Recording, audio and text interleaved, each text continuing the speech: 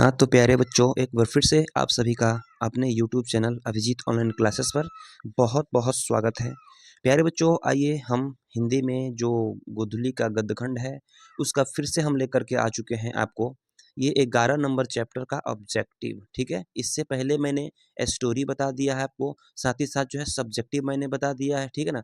और उसके बाद लेकर आया हूँ फिर से आपका ऑब्जेक्टिव, ठीक है? तो आइए मेरे बच्चे पढ़ते हैं हम नौबत खाने में इबादत का ए टू जेड ऑब्जेक्टिव, ठीक है? और सारे ऑब्जेक्टिव यहाँ पर जो है गेस टाइप के हमने लिया है, ठीक है ना?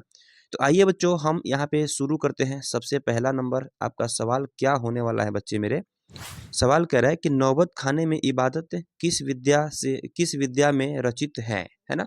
किस विद्या में रचित है? तो यह जो है एक प्रकार का व्यक्ति चित्र है बच्चों, ठीक है? यह जो है व्यक्ति चित्र है। ऑप्शन नंबर डी आपका करेक्ट आंसर हो जाएगा, ठीक है ना? चलिए देखते हैं दूसरा नंबर सवाल को। दूसरा नंबर सवाल में है बिस्मिल्लाह खां प्रसिद्ध थे।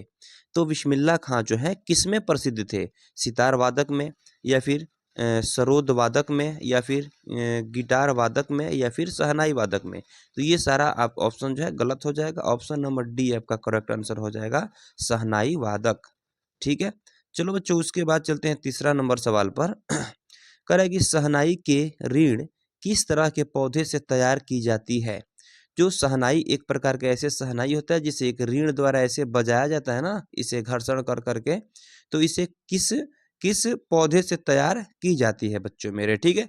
तो इसको जो है मेरे बच्चे, इसको जो है तैयार की जाती है आपको नरकट से। नरकट जो है एक प्रकार का ऐसे पौधा होता है जो लघु बांस के पौधा की तरह होता है। इसी के लकड़ी से तैयार की जाती है शहनाई को बजाने वाला जो रीढ़ होता है, ठीक है? नरकट। ऑप्शन नंबर बी आपका सही हो जाएगा, ठीक है ना? चलो बढ़ते हैं चौथा नंबर सवाल को देखते हैं मेरे बच्चे। चौथा नंबर सवाल में कह रहा है कि यतीन्द्र मिश्र का जन्म किस राज्य में हुआ था? तो यतीन्द्र मिश्र का जन्म देखे बच्चों तो उत्तर प्रदेश में हुआ था। ऑप्शन नंबर बी जो है आपका करेक्ट आंसर हो जाएगा, ठीक है जी। चलो आगे बढ़ते हैं, पांचवा नंबर सवाल देखते हैं। पांचवा नंबर में कह रहा है बालाजी मंदिर काशी में किस घाट पर अवस्थित है? काशी में बालाजी मंदिर कहाँ स्थित है बच्चों? ऑब्जेक्टिव एक और बनता है काशी में, ठीक है? लेकिन यहाँ पे पूछ रहा है कि बालाजी मंदिर काशी में किस घाट पर अवस्थित है, ठीक है? तो बालाजी मंदिर जो है काशी में देखा जाए तो पंचगंगा घाट पर पंचगंगा घाट पर अवस्थित है, ठीक है? पंचगंगा घाट पर अवस्थित है। ऑप्शन नंबर बी आपका सही हो जाएगा, ठीक है। आइए बढ़ते हैं छठा नंबर सवाल को देखते हैं बच्चों। छठा नंबर सवाल में कह रहा है क्या कि यतीन्द्र मिश्र ने किस विश्वविद्यालय से एमए किया? ये तो सिंपल सी सवाल है, इसको मैंने आपको स्टोरी में बता दिया है, ठीक है? लेकिन फिर भी यहाँ पे जो है ना लखनऊ विश्वविद्यालय से इन्होंने क्या किया था? एमए किया था। क्या किया था जी? एमए किया था, ठीक है? लखनऊ विश्वविद्यालय से। आइए सातवां नंबर सवाल को देखते हैं। कह रहा है यतीन्द्र मिश्र ने किस विश्वविद्यालय से एमए, सॉरी ये छठा ही ना है, हाँ लखनऊ विश्वविद्यालय से, ठीक है? ये 2 बार हो गया क्या? हाँ 2 बार हो गया है। आइए देखते हैं सातवां नंबर सवाल को। सातवां नंबर सवाल में है कि यतीन्द्र मिश्र किस किस न्यास का संचालन किस न्यास का संचालन 1999 ईस्वी से कर रहे हैं या फिर उपन्यास होना चाहिए, किस उपन्यास का संचालन इस 1999 में किया था, लगभग ये होना चाहिए। क्वेश्चन में थोड़ा सा मिक्स प्रिंट है, ठीक है? मिस प्रिंट है, यहाँ पे समझ लीजिएगा। यतीन्द्र मिश्र किस उपन्यास का संचालन इतना ईस्वी में किया था बच्चों, ठीक है? तो सातवां का आंसर हो जाएगा आपको विमला देवी फाउंडेशन। विमला आज तक कहाँ से कर रहे होंगे? विमला देवी फाउंडेशन, यानी कि ऑप्शन नंबर बी हो जाएगा। यतीन्द्र मिश्र से विमला देवी फाउंडेशन का संबंध रहा है, याद रखिएगा इसको, ठीक है? आइए बढ़ते हैं 8 नंबर सवाल पे। कह रहा है कि उस्ताद बिस्मिल्लाह खां के बचपन का नाम क्या था? तो प्यारे बच्चों इनका बचपन का नाम था कमरुद्दीन। क्या नाम था जी? कमरुद्दीन नाम था इनका। क्या था? कमरुद्दीन। ऑप्शन नंबर सी सही है, ठीक है? चलो देखते हैं 9 नंबर सवाल को। कह रहा है बिस्मिल्लाह खां को किस चीज का बुखार था? किस चीज का बुखार था मतलब कि नशा था। किस चीज का नशा था इनको, ठीक है?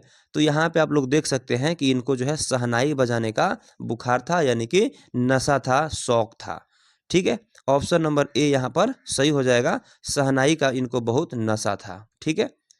चलो देखते हैं 10 नंबर सवाल में कह रहा है कि बिस्मिल्लाह खां बाल्यकाल में कितने वर्ष डुमरांव में बिताकर काशी में रहने के लिए गए।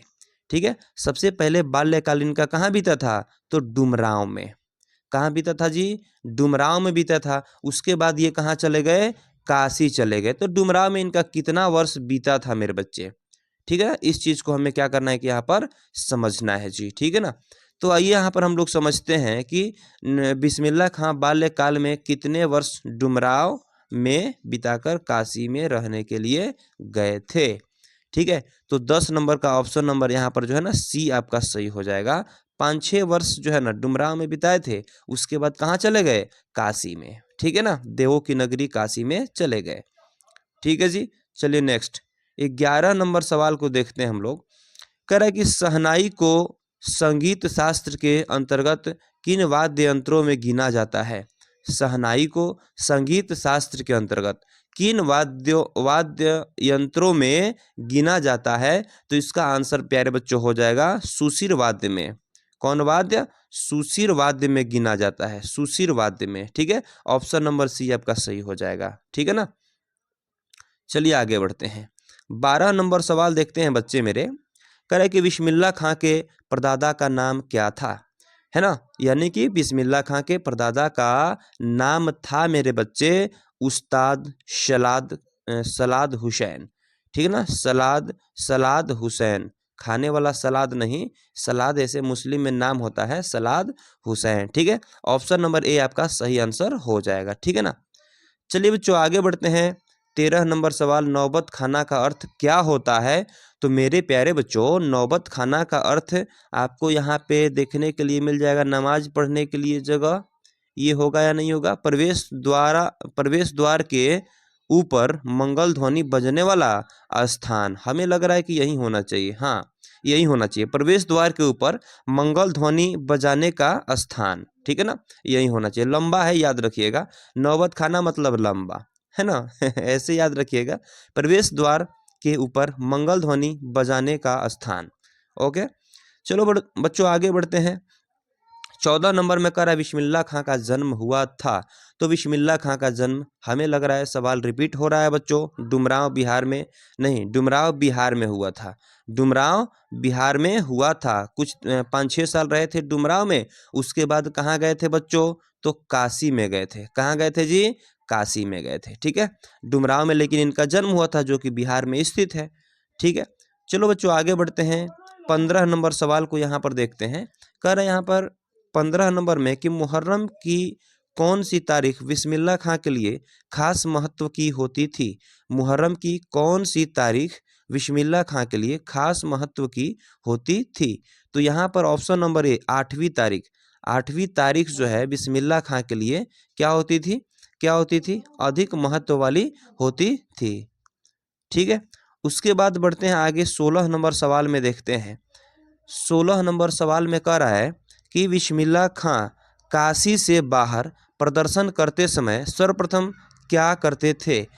बिस्मिल्लाह खां काशी से बाहर प्रदर्शन करते समय सर्वप्रथम क्या करते थे, है ना। तो इसका उत्तर आपको हो जाएगा ऑप्शन नंबर सी, क्या करते थे, काशी विश्वनाथ एवं बालाजी मंदिर की ओर मुख करके शहनाई को बजाते थे। ठीक है, उधर ही मुख करके शहनाई को बजाते थे। ठीक है, आइए देखते हैं 17 नंबर सवाल में। करा बिस्मिल्लाह खां के मामा का क्या नाम था। अरे भैया, बाप का तो पूछ ही रहा है, उस्ताद का पूछ ही रहा है, मामा का भी नाम पूछ रहा है इसमें, है ना। अच्छी सवाल है। चलिए, बिस्मिल्लाह खां के मामा जी का क्या नाम था, आइए देखते हैं। उनका नाम था सादिक हुसैन। क्या नाम था जी, Sadiq Hussain. Option number C is the correct answer. ठीक है, आइए 18 नंबर सवाल को देखते हैं बच्चों। 18 नंबर में कह रहा है रसूलन बाई कौन थी, है ना, यानी कि रसूलन बाई थी एक गायिका थी, है ना। गाती थी, आई जो है इस शहनाई को लेकर पुई पुई पुई ऐसे बजाते थे। ठीक है, चलो देखते हैं 19 नंबर में। 19 नंबर में कह रहा है क्या कि सुलोचना कौन थी, है ना। सुलोचना जो है कौन थी, तो सुलोचना एक अभिनेत्री थी, हीरोइनी समझते हैं ना, हीरोइनी। हीरोइन को हीरोइन नहीं, अभिनेत्री कहते हैं शुद्ध शब्द में। ठीक है, अभिनेत्री और हीरोइनी, ठीक है, दोनों सेम ही है। तो सुलोचना एक अभिनेत्री थी, इतना ही समझिएगा कि हीरोइनी थी। ठीक है, अगला समझते हैं 20 नंबर में, कह रहा है कि बिस्मिल्लाह खां का निधन कब हुआ था। अरे बाबा, चलिए इनके मृत्यु को देख लेते हैं थोड़ा। निधन का मतलब होता है मृत्यु, ठीक है ना। तो बिस्मिल्लाह खां का मृत्यु कब हुआ था मेरे बच्चों? तो ये हुआ था 21 अगस्त 2006 को। 21 अगस्त 2006 को हुआ था, 2006 को हुआ था, ठीक है। चलिए बढ़ते हैं 21 नंबर सवाल को देखते हैं। कह रहा है कि बिस्मिल्लाह खां के पिताजी कहाँ शहनाई बजाते थे? बिस्मिल्लाह खां के पिताजी जो है शहनाई कहाँ बजाते थे? तो मंदिर में बजाते थे, ठीक है ना। बिस्मिल्लाह खां के पिताजी शहनाई को मंदिर में बजाते थे, ठीक है। चलो आगे बढ़ते हैं 22 नंबर सवाल को देखते हैं बच्चे, कि बिस्मिल्लाह खां के खानदान का कोई भी सदस्य किस दिन शहनाई नहीं बजाता था? तो प्यारे बच्चों, यहाँ पे आप लोग समझेंगे, थोड़ा सा लॉजिक है। क्या है जी? लॉजिक है, थोड़ा सा समझेंगे कि शहनाई को किस दिन नहीं बजाते थे इनके खानदान, है ना। तो ये जो है शहनाई को मुहर्रम के दिन नहीं बजाते थे, क्योंकि यह एक दुख का पर्व माना जाता है ना। एक दुख का पर्व माना जाता है। हम सिंपल भाषा में कहें तो शोक का पर्व कहते हैं इसको, मुहर्रम को, ठीक है। इसलिए इस दिन बिस्मिल्लाह खां का खानदान कोई भी क्या नहीं बजाते थे? शहनाई नहीं बजाते थे, ठीक है। आइए बढ़ते हैं बच्चों 23 नंबर सवाल में। कह रहा है कि बिस्मिल्लाह खां को बालाजी मंदिर में शहनाई बजाने पर कितनी कितनी मेहनताना मिलती थी, जिसको हम लोग पगार कहते हैं। पगार कहते हैं, या फिर इसको जो है ना हम लोग मजदूरी कह सकते हैं, मजदूरी, है ना, या फिर लेबरर कह सकते हैं अंग्रेजी में, ठीक है। तो बिस्मिल्लाह खां को बालाजी मंदिर में शहनाई बजाने का कितना मेहताना मिलती थी, है ना। तो ये जो है प्यारे बच्चों यहाँ पे हो जाएगा 8 आना। 8 आना, ठीक है ना। 8 आना का मतलब होता है 1/2 रुपए, है ना। 1/2 रुपए, ठीक है। 1 रुपए का आधा होता है, 1 रुपए का आधा होता है 8 आना, ठीक है, क्योंकि 16 आने का एक रुपए होता है, ठीक है। चलो आगे बढ़ते हैं। 8 आना मेहताना मिलता था। आते हैं बच्चों 24 नंबर सवाल में। कह रहा है कि पक्का महाल क्या है? पक्का महाल जो है यह क्या है? इसे आप क्या समझते हैं मेरे बच्चे, ठीक है। तो यहाँ पे काशी विश्वनाथ से लगा हुआ इलाका, काशी विश्वनाथ से लगा हुआ एक इलाका था, ये हो गया काशी। इससे सटा हुआ एक इलाका था जिसको हम लोग पक्का महाल के नाम से जानते थे, है ना। चलो बच्चों आगे बढ़ते हैं 25 नंबर सवाल को देखते हैं। बिस्मिल्लाह खां और शहनाई के साथ किस मुस्लिम पर्व का नाम जुड़ा है? तो किस मुस्लिम पर्व का नाम जुड़ा है बच्चों? तो ये मुहर्रम का नाम जुड़ा है। लेकिन मुहर्रम के दिन जो है ये शहनाई नहीं बजाते थे, ये भी याद रखिएगा, है ना। ये लोग शहनाई नहीं बजाते थे। ये बिस्मिल्लाह खां और शहनाई के साथ किस मुस्लिम पर्व का नाम जुड़ा है? तो मुहर्रम का, याद रखिएगा, ठीक है। चलो बच्चों आगे बढ़ते हैं 26 नंबर सवाल में देखते हैं। कह रहा है कि यतीन्द्र मिश्र किस अर्धवार्षिक पत्रिका का संपादन कर रहे हैं, ठीक है ना। कर रहे हैं यतीन्द्र मिश्र किस अर्धवार्षिक पत्रिका का संपादन कर रहे हैं? तो वह हो जाएगा साहित्य साहित्य अर्धवार्षिक पत्रिका। एक अर्धवार्षिक पत्रिका है जिसका नाम है साहित्य, ठीक है ना। तो ऑप्शन नंबर ए यहाँ पर आपका सही आंसर हो जाएगा, ठीक है।